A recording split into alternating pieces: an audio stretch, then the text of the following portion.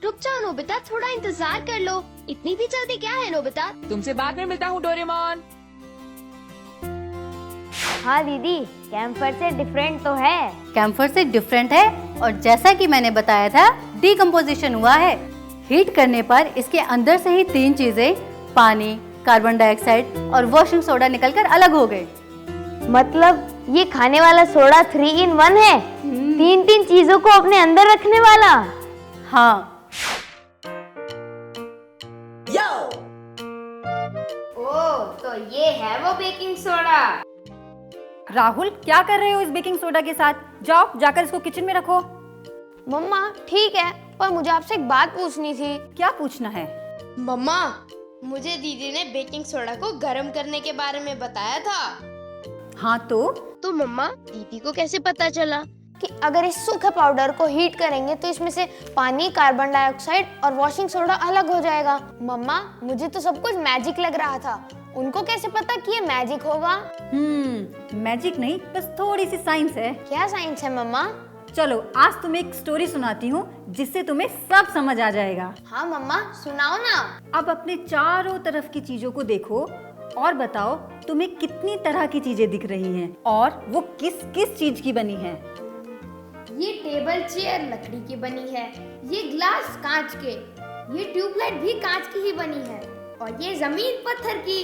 बस अब मुझे ये बताओ कि अगर इस तरह हम पूरी दुनिया की चीजें काउंट करने बैठे तो कितने तरह की चीजें मिलेंगी? चीजें तो बहुत तरीके की हैं मम्मा, लेकिन ऐसा पॉसिबल ही नहीं है कि हम इस दुनिया की हर चीज को काउंट कर सकें। तो इसका मतलब इस दुनिया में करोड़ों या फिर उससे भी बहुत ज्यादा टाइप की चीजें हैं।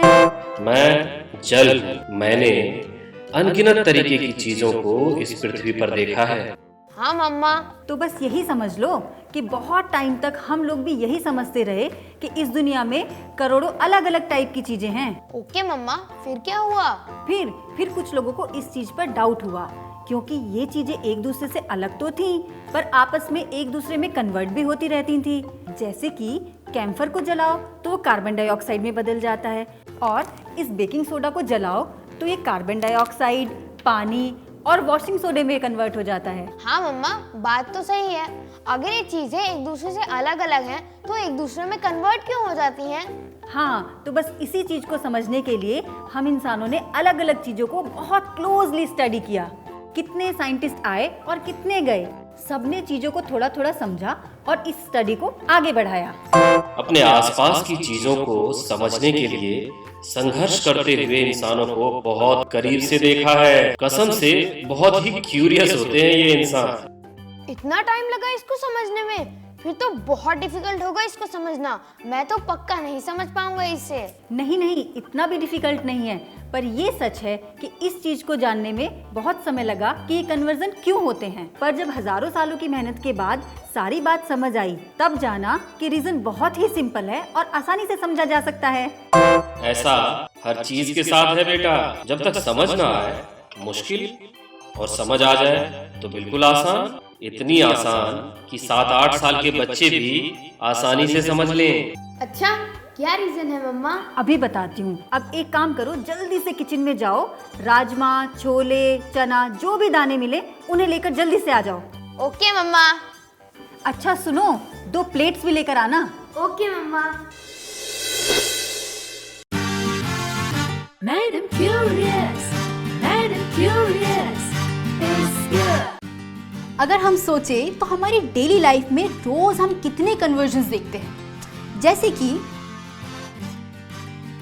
पहले इस बोल में फ्रीली बहने वाला हल्का मीठा दूध था, लेकिन अब ये गाढ़े और थोड़े खट्टे दही में कन्वर्ट हो चुका है।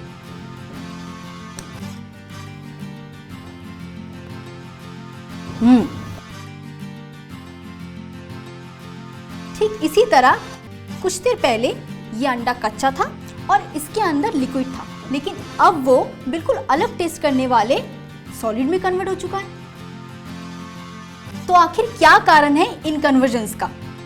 ऐसी क्या बात है जिसे समझने के लिए हम इंसानों को हजारों साल लग गए? जानने के लिए आपको हमारी अगली कॉन्सेप्ट फिल्म जरूर देखनी चाहिए।